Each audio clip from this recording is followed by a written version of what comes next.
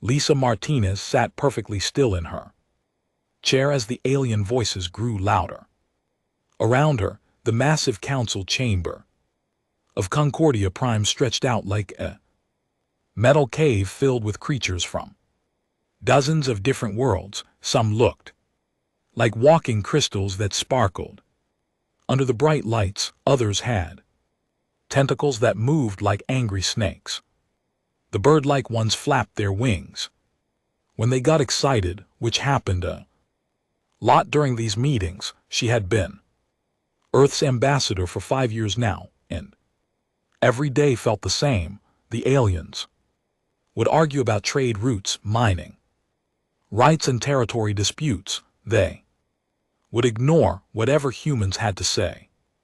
Then they would make decisions that hurt Earth's colonies while pretending to care about fairness. Today was no different. High Curator Vextol, a Zapperian with purple tentacles and too many eyes, was complaining about human ships near the Kepler belt. His voice sounded like metal scraping against stone when he spoke through the translation device. The humans continued to send their primitive vessels into space that clearly belongs to more advanced species, Beaksthal said, his tentacles waving in what Lisa knew meant disgust. Perhaps they do not understand the concept of boundaries. War Speaker, a 7ft tall bird creature with razor-sharp talons, clicked his beak. Agreement. The young species often struggle with such complex ideas. We should be patient with their simple mind. Lisa felt her jaw muscles tighten, but she kept her diplomatic smile in place. Jake Peterson, sitting beside her, noticed the small change. He had been her aide for 3 years and knew all her tells. The former military officer shifted slightly in his seat, ready to step in if needed. Honored delegates, Lisa said, standing slowly and smoothly. Humanity appreciates the Council's wisdom in these matters. However, I must respectfully point out that the Kepler Belt Mining Agreement clearly states that all signatory species have equal access to the outer asteroid fields. Counselor Thne of the Nexus Collective made a sound like grinding gears. The mechanical beings red optical sensors focused on Lisa with what she had learned to recognize as annoyance. The agreement assumes all species have the technology to safely extract resources without damaging the environment. Perhaps humans should focus on developing such capabilities before claiming equal rights. Several other delegates made sounds of agreement. The crystalline Vidians chimed like breaking glass, which meant they found something amusing. Lisa had spent years learning all these alien behaviors, studying their cultures, trying to understand how to work with them. They had spent the same years treating her people like children who should be grateful for any scraps thrown their way. Of course, Counselor Thrin, Lisa replied, her voice calm and measured. Earth is always eager to learn from our more experienced neighbors. Perhaps the Nexus Collective would be willing to share some of their advanced mining techniques through a technology exchange program. Then's optical sensors dimmed, which Lisa knew meant he was annoyed at being put on the spot. The Nexus Collective jealously guarded their technology, just like every other species in the Council. They wanted the benefits of cooperation without actually cooperating. Such matters require extensive review. Then said finally, the Collective cannot simply hand over advanced technology to species that may not be ready for such responsibility. War Speaker, Krek spread his wings slightly, a sign of dominance among his people. Indeed, we must consider the Safety of the entire galaxy. Some species have a history of using technology for violent purposes. Lisa felt something cold settle in her stomach. The bird creature was talking about humanity's wars as if every other species in the council hadn't fought their own bloody conflicts.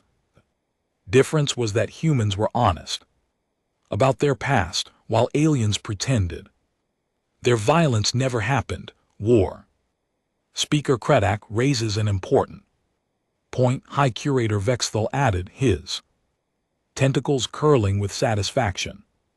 Perhaps it would be wise for humanity to demonstrate their peaceful intentions more clearly before requesting equal treatment in matters of galactic importance. Jake Peterson's hand moved slightly toward his data pad, a motion so small that only Lisa noticed it. She gave an almost invisible shake of her head. Not yet, not today. Humanity has maintained peaceful relations with all council species for 30 years, Lisa said, keeping her voice level. Our colonies have never attacked anyone. Our ships have never fired on alien vessels. Our diplomats have always sought compromise and understanding. Yes, Beaksthal said, and Lisa could hear the condescension dripping from his translated words. You have been very well behaved, like good students, learning from their teachers. The chamber filled with the various sounds that different species made when they were amused. Chimes, clicks, grinding noises, and stranger sounds that the translation system couldn't properly convert. They were laughing at her, at humanity again. Lisa Martinez had been trained in the finest diplomatic schools on Earth. She had studied xenopsychology, alien languages, and interspecies relations. She had learned to smile when insulted, to compromise when wronged, and to seek understanding when faced with contempt. For 5 years she had done her job perfectly. For 5 years she had watched her people be treated like backward children who should be grateful for any attention from their betters. She had listened to aliens dismiss human achievements, mock human culture, and ignore human rights. She had smiled and nodded and asked for compromise while her people suffered. The worst part was that it worked. The other species saw exactly what they expected to see. Weak, peaceful species that could be safely ignored.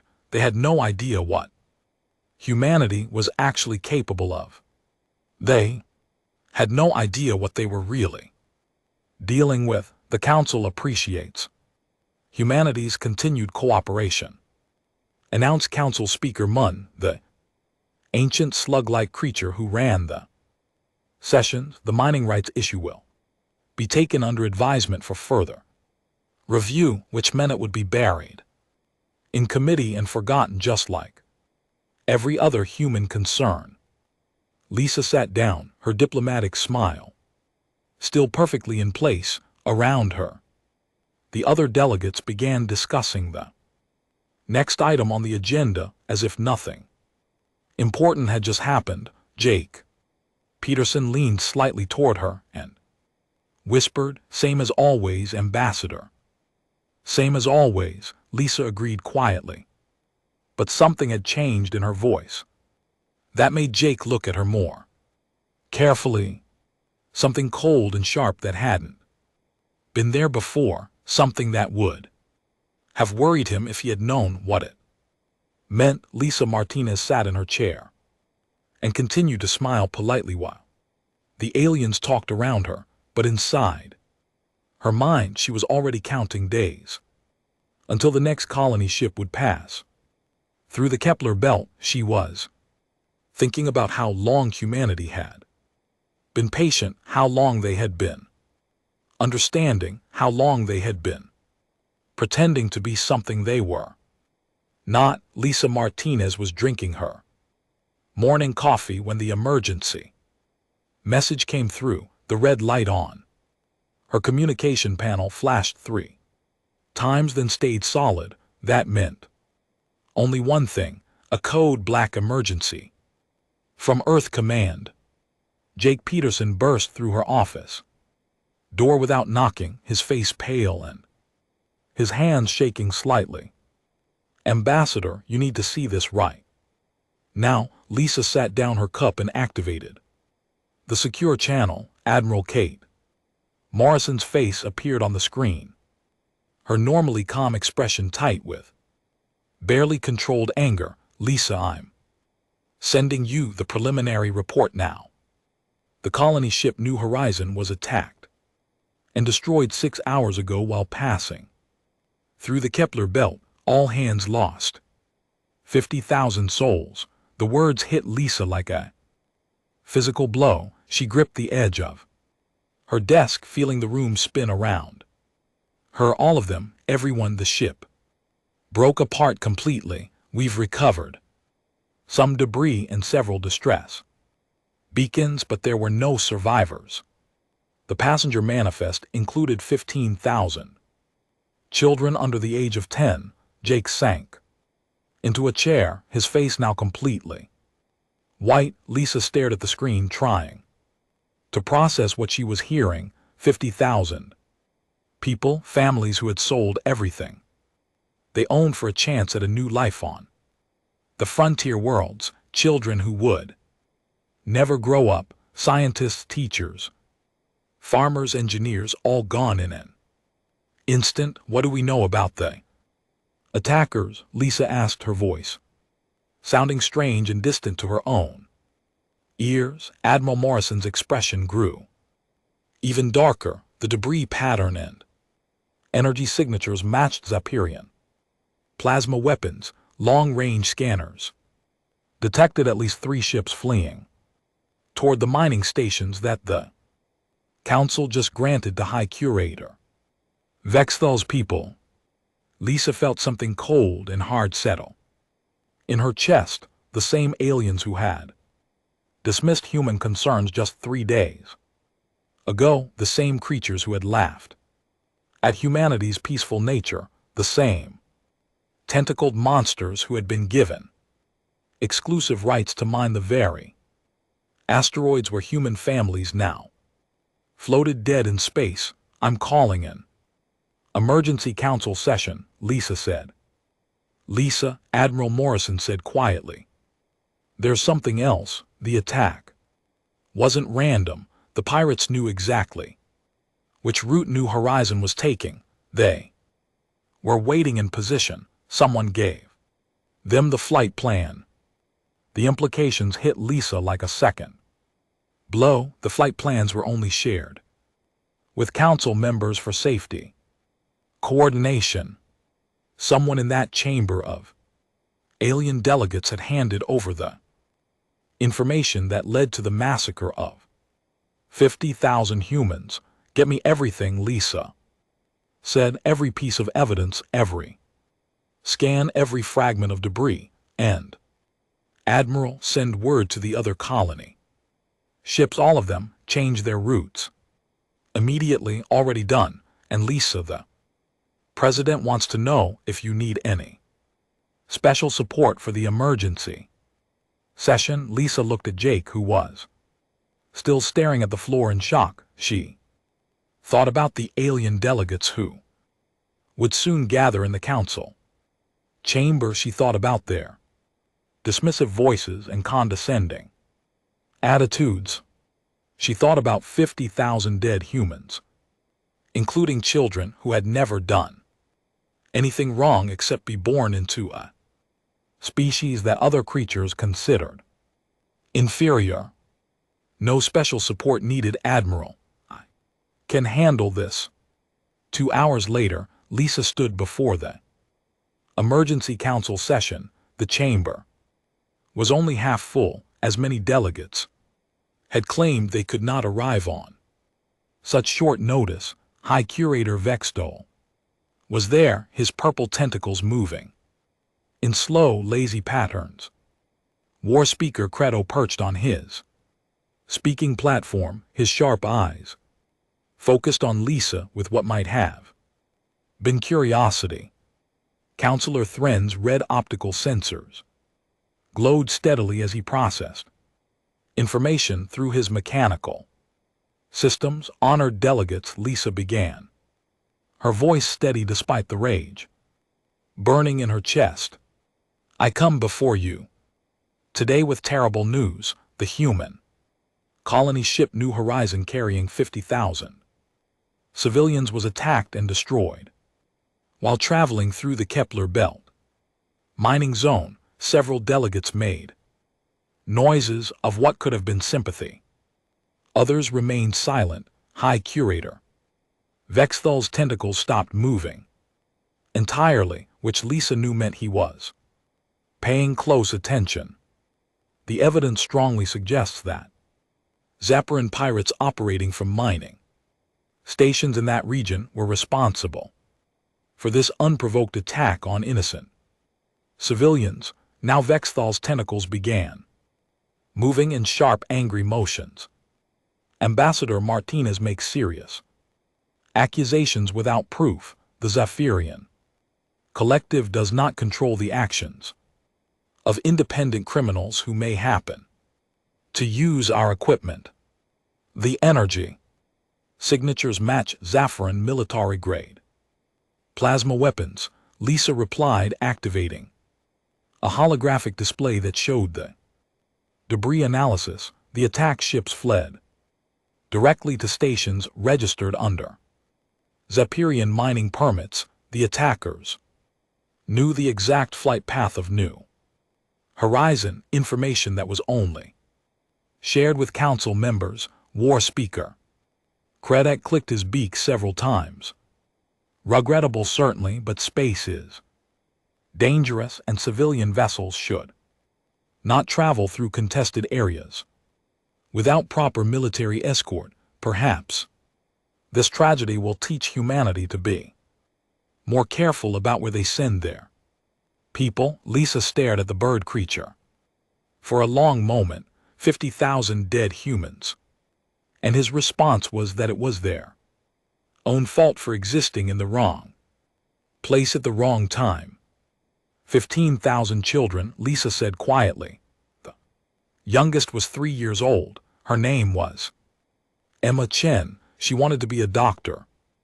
Like her mother, Counselor Thren's optical sensors flickered. Emotional appeals do not change the facts of space travel safety. All species face such risks when they venture beyond their home systems. Indeed, High Curator Vexthal added, his translated voice carrying no trace of sympathy. Perhaps the human government should focus on improving their defensive capabilities rather than expecting the galaxy to provide safety for their inadequate vessels. Lisa felt something break inside her chest, not her heart, which had already shattered when she heard about the children. Something else, something that had been holding her back for 5 long years of diplomatic service. She looked around the chamber at the alien faces watching her with indifference or barely concealed contempt. These creatures had dismissed her people for 30 years. They had treated humans like annoying children who should be grateful for any scraps of attention. They had laughed at human peace efforts and mocked human attempts at cooperation. And now 50,000 humans were dead, and these same aliens were essentially saying it was humanity's fault for not being strong enough to deserve survival. Lisa Martinez had been trained to find compromise in any situation. She had been taught to seek understanding even with the most difficult opponents. She had learned to smile and nod and accept whatever scraps the powerful were willing to offer to the weak. But as she looked at High Curator Vexthal's smug tentacles and War Speaker Kredek's cold eyes and Counselor Thren's emotionless sensors, Lisa realized that some situations could not be solved with diplomacy, some enemies could not be reasoned with, some crimes could not be forgiven. She stood perfectly still for 30 seconds while the chamber waited to see how the human would respond to having her people's massacre dismissed as their own fault. Around her the aliens shifted in their seats or made small noises of impatience. Then Lisa Martinez looked directly into the recording devices that broadcast council sessions across the galaxy and spoke 3 words that would change everything. Polite mode off. The chamber fell completely silent after Lisa spoke those 3 words. Even the usual background hum of the translation system seemed to pause. Every alien delegate leaned forward, slightly sensing that something important had just changed, but not understanding what. Lisa Martinez stood perfectly still for another moment, then smiled, but this was not the diplomatic smile she had worn for 5 years. This smile was cold and sharp, like a blade hidden behind silk. For 30 years, Lisa said, her voice calm and clear, humanity has been very polite. We have said please and thank you. We have accepted your insults with grace. We have treated your dismissal of our people as simple misunderstanding rather than deliberate cruelty. High Curator Vexthal's tentacles began moving in confused patterns. Ambassador Martinez appears to be experiencing emotional distress. Perhaps she should return when she can speak rationally. Oh, I'm being perfectly rational, Lisa replied, for the first time in 5 years. I am being completely honest, you see. Honored delegates, humanity made a choice when we joined this council. We decided that being seen as weak was better than being seen as a threat. Jake Peterson stood up and walked to the center of the chamber. He activated a holographic display that none of the aliens had ever seen before. The image showed a massive space station bristling with weapons surrounded by sleek warships that looked nothing like the simple vessels humanity usually flew. This is Fortress Alpha, Jake said. One of 12 hidden military bases that humanity has built over the past 20 years. Each one is larger than this council station and armed with weapons that none of your species have ever encountered. Gasps and shocked noises filled the chamber. War Speaker Krato's wings spread wide in alarm. Counselor Thren's optical sensors blazed brighter as he tried to process what he was seeing. Impossible, Vexel said, his tentacles writhing. Our intelligence networks would have detected such construction projects. Lisa's cold smile grew wider. Your intelligence networks have been watching exactly what we wanted them to watch. Did you really think that a species capable of faster than light travel couldn't hide a few construction projects if they wanted to? The holographic display changed to show a map of the galaxy. Hundreds of red dots appeared scattered throughout space in positions that made several delegates gasp in recognition. Every red dot is a human military installation, Jake explained. Some are hidden bases. Others are weapons platforms disguised as research stations. A few are just supply depots for our intelligence network. Intelligence network. War Speaker Raker Kredak's voice came out as a harsh screech. Oh yes, Lisa said, walking slowly around the chamber like a teacher addressing particularly slow students. Every human trader who has visited your worlds, every human diplomat who has attended your cultural exchanges, every human scientist who has collaborated on your research projects. They were all gathering information. She stopped directly in front of High Curator Vexthal. We know about the corruption in your military command structure. We know which of your officers can be bought and which ones are too stupid to be effective. We know about the 3 different rebellion movements in your outer colonies that you have been trying to hide from the council. Vexthal's tentacles went completely still, which Lisa knew meant he was terrified. She moved to war.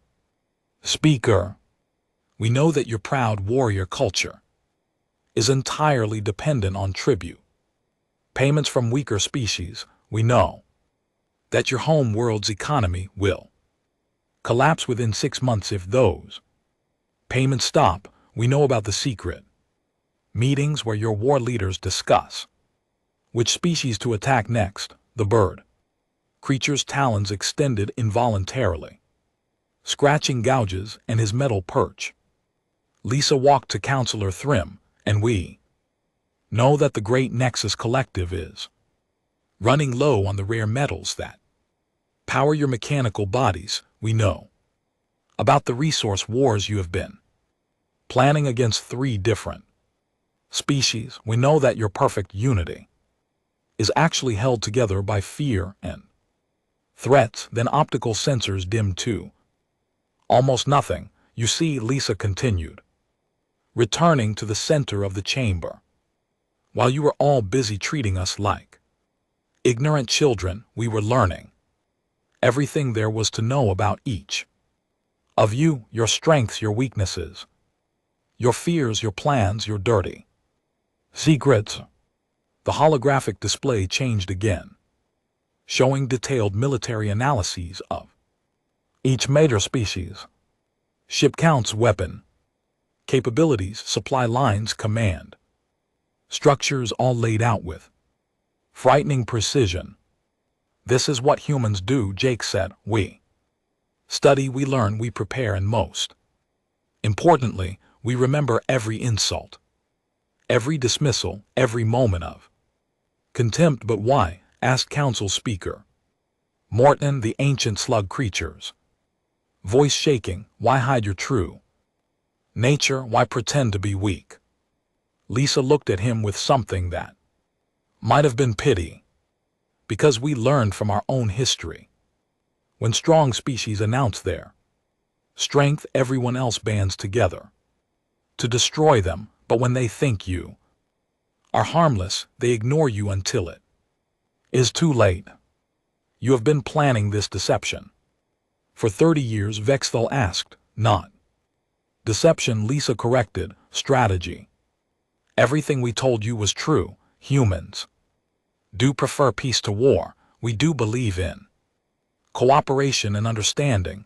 We do want to build a better galaxy for everyone. Her expression hardened. But we also learned that some people mistake kindness for weakness. They think that because we choose not to hurt them, it means we cannot hurt them. They are wrong. The chamber erupted in panicked conversations as delegates began talking urgently among themselves. Some were already sending emergency messages to their home governments. Others were calculating how quickly they could get their fleets into defensive positions.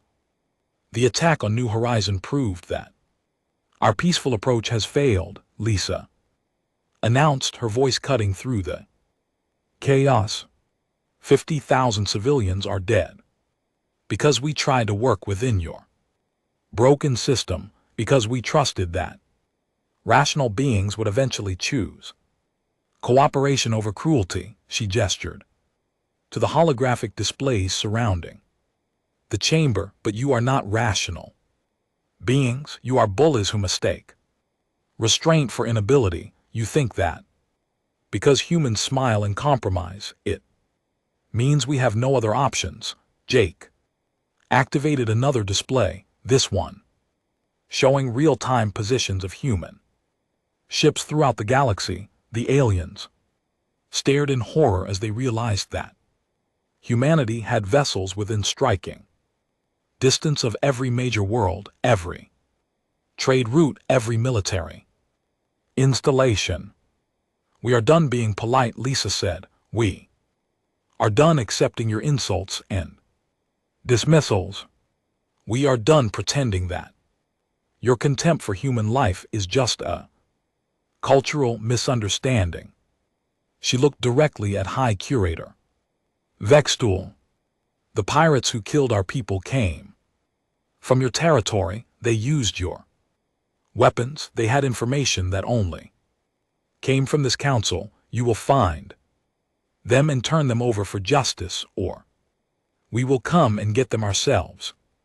You cannot threaten the sovereignty of council member species." War Speaker Kiddo protested. "I'm not threatening anything," Lisa replied calmly. "I am explaining reality, the old system where humanity begged for scraps of respect while you ignored our basic rights is over. The new system starts now." She activated her own communication device and spoke clearly. "Admiral Morrison, this is Ambassador Martinez.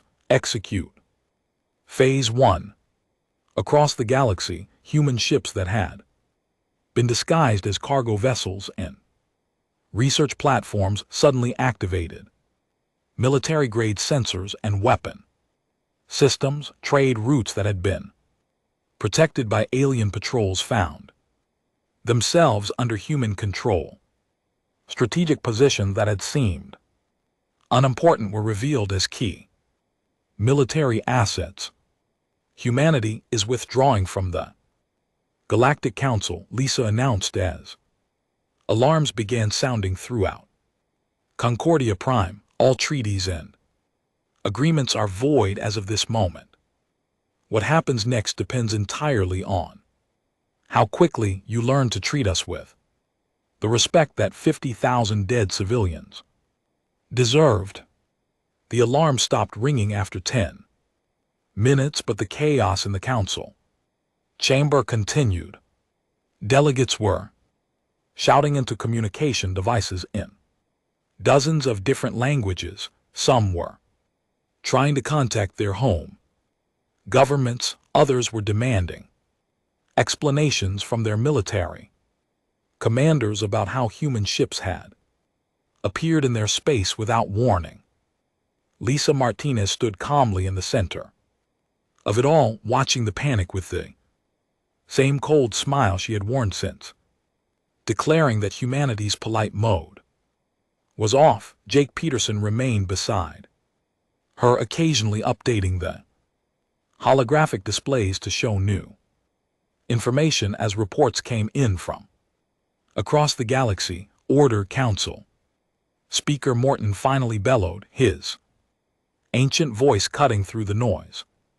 "This session will come to order immediately."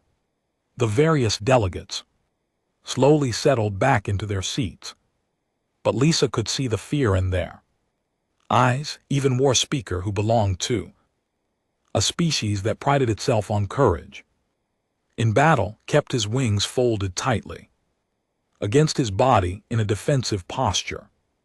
"Ambassador Martinez," Morton said, his voice shaking slightly, "what you have revealed today changes nothing about galactic law. The Council has procedures for addressing grievances. You cannot simply abandon the system that has maintained peace for centuries." Lisa laughed, and the sound made several aliens flinch.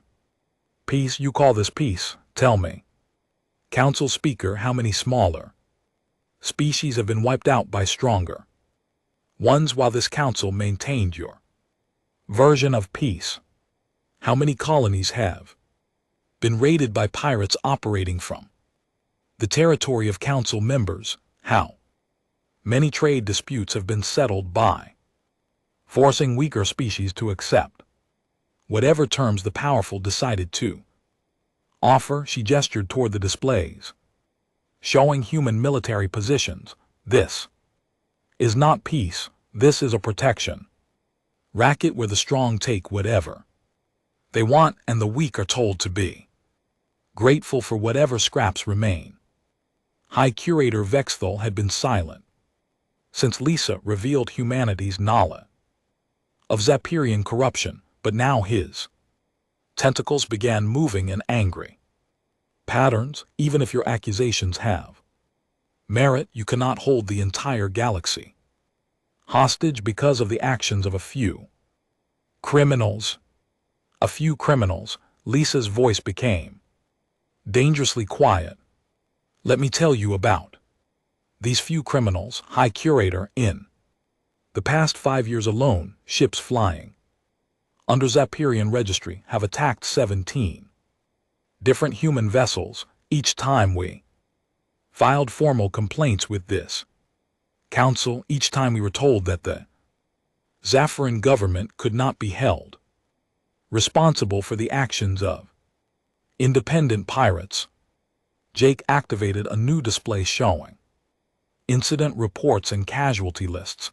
837 dead humans, all killed by pirates using Zapheran weapons operating from Zapperanian bases, selling their stolen cargo in Zapperian markets. Lisa continued, her voice growing colder with each word. And what did this council do? Nothing. You told us that space was dangerous and humans should accept the risks of travel. You suggested that we hire Zahirian security companies to protect our ships from Zapherian pirates. You treated murder and theft as acceptable business practices. War Speaker Credo tried to interrupt. The Talaxian military has offered protection services to many species. We cannot be expected to provide free security to every merchant vessel in the Galaxy Protection Services. Lisa repeated, you mean extortion, pay the Taxian military or suffer attacks from pirates who happen to avoid Taxian ships. Another coincidence, I suppose. The holographic display changed to show shipping records and attack patterns. The evidence was overwhelming. Species that paid tribute to the Talaxians rarely suffered pirate attacks, while those who refused found their vessels targeted regularly. And you, Counselor Thren, Lisa said, turning to the mechanical being, the Nexus Collective has been the most subtle in your exploitation. You offer technological assistance to developing species, then slowly make them dependent on your systems when they cannot pay your maintenance fees. You repossess their infrastructure and leave entire worlds without power or communication. Thren, optical sensors flickered rapidly. The collective provides valuable services. Our contracts are clearly written and legally binding. Legally binding according to laws written by the collective and enforced by council members who benefit from the arrangement. Lisa shot back slavery with extra steps and better paperwork. She walked slowly around the chamber, making eye contact with each delegate as she spoke. For 30 years, humanity has documented every injustice, every abuse of power, every moment when this council chose to protect the strong and abandon the weak. We have the records of every species that has been exploited, enslaved, or destroyed while you maintained your so-called peace. Chamber fell silent except for the quiet hum of the translation systems. Several delegates were staring at their feet, unable to meet Lisa's gaze. But we also documented something else, Lisa continued.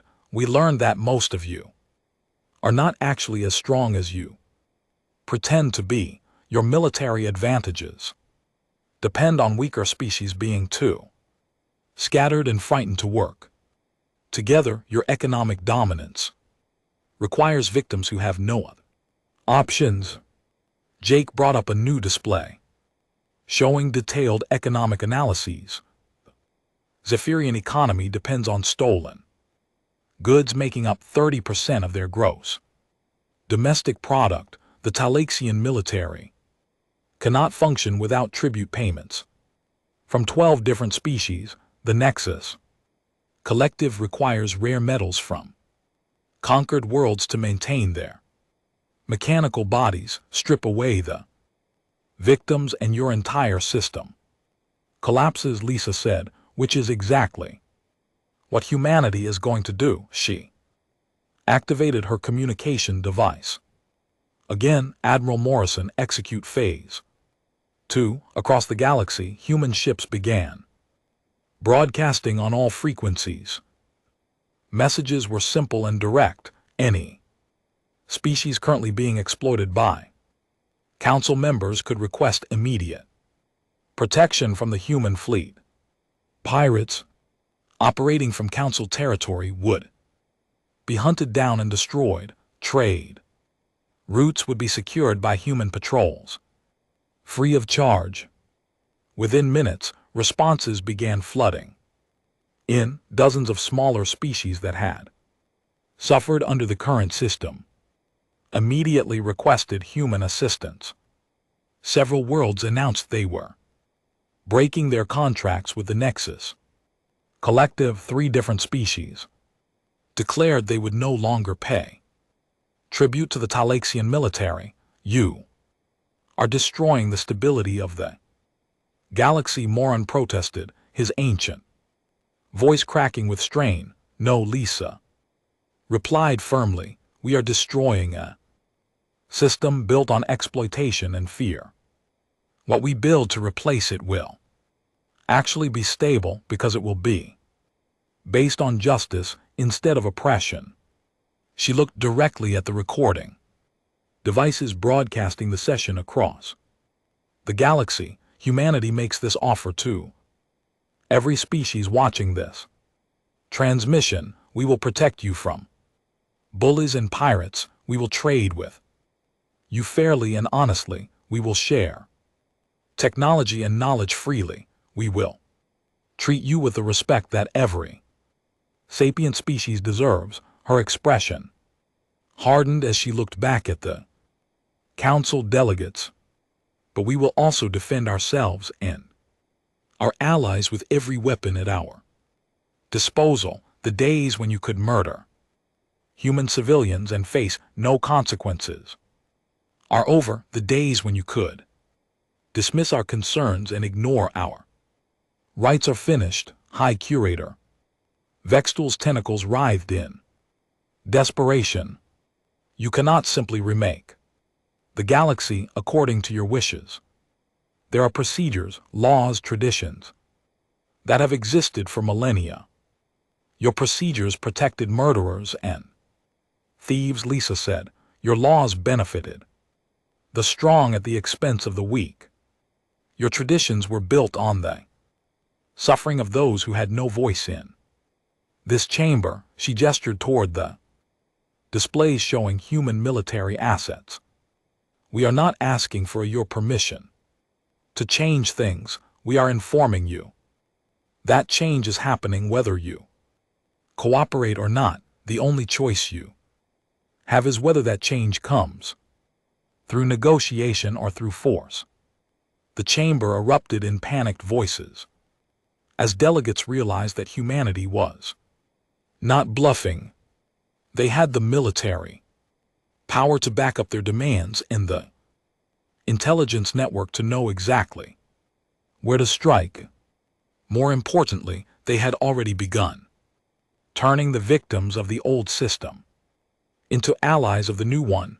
Lisa Martinez looked around the chamber one final time, taking in the fear and confusion on every alien face. For 5 years she had stood in the same spot and begged these same creatures to treat her people with basic decency. For 5 years she had been ignored, dismissed, and insulted. Now they were all hanging on her every word, terrified of what humanity might do next. The old system is dead, she announced, what we build to replace it will be better for everyone except those who profited from cruelty. Choose your side carefully because we remember who our friends are. 6 hours after Lisa Martinez declared humanity's polite mode off, the galaxy looked completely different. Trade markets crashed as investors realized that human-controlled shipping routes were now closed to species that had supported the old system. Military commanders across dozens of worlds stared at tactical displays showing human ships in positions they had never expected. The first species to test humanity's resolve was the Talaxian military. War Speaker Cred left the council session in fury, his wings spread wide in a display of aggression.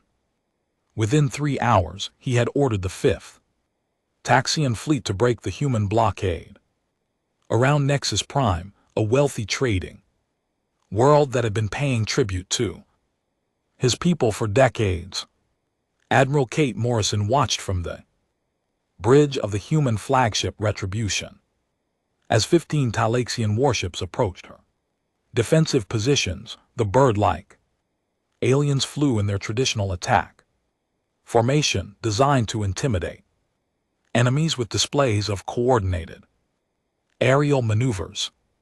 Incoming transmission from the Talaxian Fleet Commander, reported Lieutenant Ben Parker, the communications officer, put him through. Morrison said calmly. War Speaker Cred's harsh voice filled the bridge. Human vessels, you are trespassing in Taxian space. Withdraw immediately or face the consequences.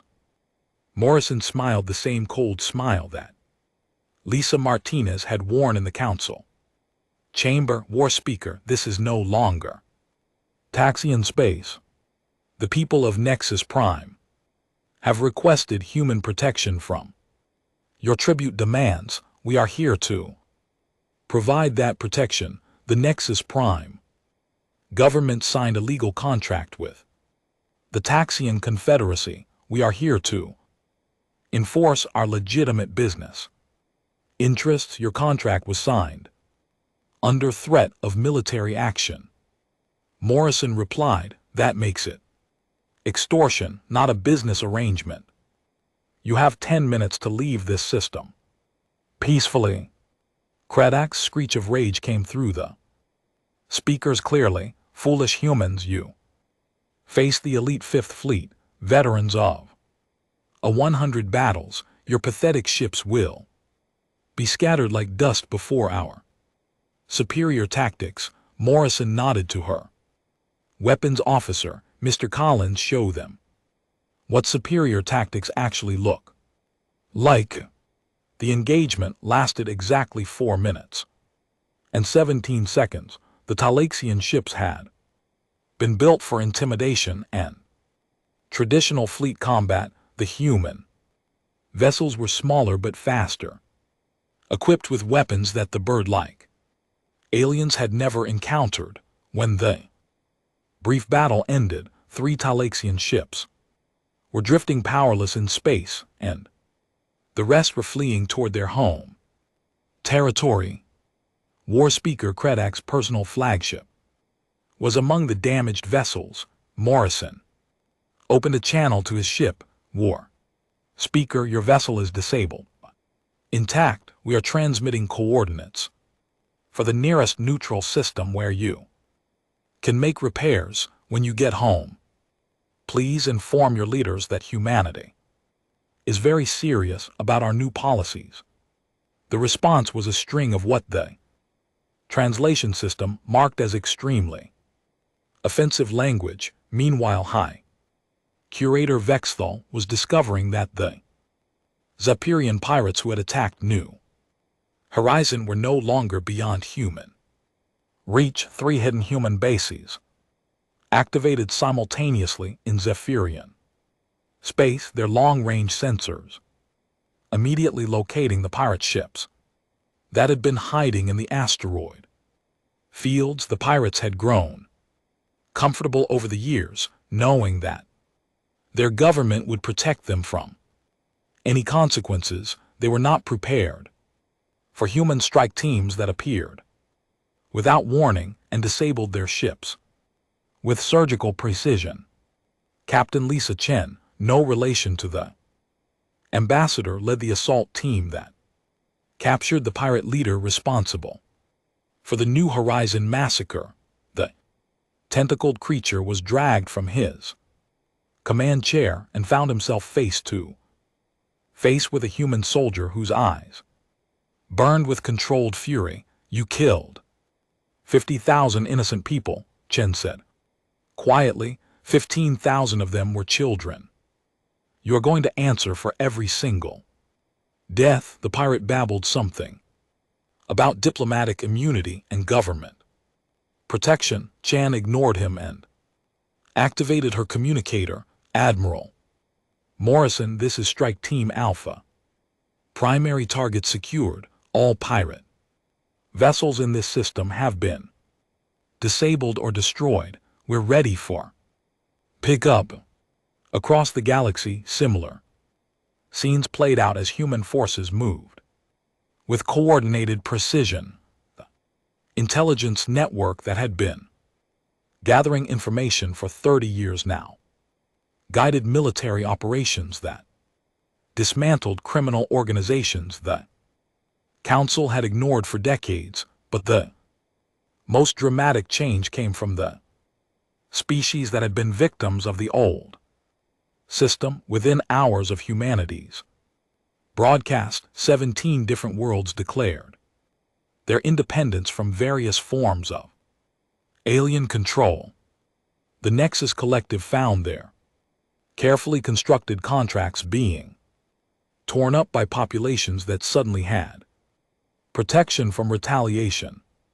On the mining world of Kepler 7, workers who had been forced to extract rare metals from mechanical beings celebrated in the streets as human ships arrived to enforce their declaration of freedom. The collective had kept the population in debt slavery for generations, but now their victims had allies with bigger guns. Council Speaker Morton tried to maintain some semblance of order by calling another emergency session, but half the delegates refused to attend. Those who did show up were met by an empty chair where Lisa Martinez used to sit. She had returned to Earth, leaving behind only a simple message: humanity no longer recognizes the authority of this council. Future communications should be directed to our new embassy on Terra Station. Terra Station was a massive human facility that had appeared overnight in neutral space, armed to the teeth and broadcasting an open invitation to any species seeking fair treatment and honest trade. Within days it was surrounded by ships from dozens of worlds that had never been welcome in the old council chambers. Jake Peterson stood on the observation deck of Terra Station, watching the steady stream of alien vessels arriving to meet with human negotiators. Many belonged to species so small or weak that the Galactic Council had never bothered to acknowledge their existence. Strange how the galaxy looks bigger when you stop letting bullies decide who gets to participate, he said to Captain Rodriguez, the station's commanding officer. The ambassador was right, Rodriguez replied. Peace built on oppression isn't really peace at all. It's just delayed violence on Earth. Lisa Martinez sat in her new office as Director of Galactic Affairs, reading reports from across human space. Transition was not without problems. Some species were trying to form alliances against humanity. Others were demanding impossible concessions in exchange for cooperation. A few were testing human resolve with minor provocations. but the overall picture was encouraging. Trade was flowing more freely than it had in decades. Piracy had dropped to almost nothing as human patrols made the practice too dangerous to be profitable. Smaller species were emerging from hiding to take their place in a galaxy that suddenly had room for everyone. Admiral Morrison's face appeared on Lisa's communication screen. The Talaxian Confederacy has requested a meeting to discuss new trade agreements. They're offering to recognize the independence of all worlds currently under human protection. What about their tribute system? They claim it was always voluntary and they're perfectly willing to renegotiate all existing contracts. Lisa smiled. It was not the cold smile she had worn in the council chamber, but something warmer and more genuine. How generous of them. Schedule the meeting for next week. Make sure representatives from all the affected worlds are included in the negotiations. And the Zephyrian Collective. They've turned over the pirates responsible for New Horizon and are requesting permission to establish diplomatic relations with our new alliance. I think we can work with them as long as they understand that the old rules no longer apply. Lisa looked out her office window at the stars beyond Earth's atmosphere. Somewhere out there, the Galactic Council was probably still meeting, still trying to maintain their grip on a system that had already slipped through their fingers. They would adapt eventually or find themselves completely irrelevant. Jake Peterson's voice came through her communicator. Director Martinez, we're receiving requests for membership in the human alliance from 43 different species. Should I start processing the applications? Lisa leaned back in her chair and considered the question. 30 years ago, humanity had joined the galactic community as supplicants, grateful for any acceptance they could find. Now they were being asked to lead a new alliance based on principles they had learned the hard way: respect, fairness, and the understanding that kindness was not weakness. Start with the applications from species that were oppressed under the old system. She said they understand the value of what we're building here. And Jake, yes, Director, make sure our people remember why we did this. It wasn't about power or revenge. It was about making sure no other species has to watch their children die, while bullies call it the price of peace. Lisa Martinez looked at the reports spread across her desk, each one representing a world that was free to choose its own destiny for the first time in generations. The galaxy was far from perfect, but it was better than it had been that morning when 50,000 humans floated dead in space, and sometimes making things better was enough.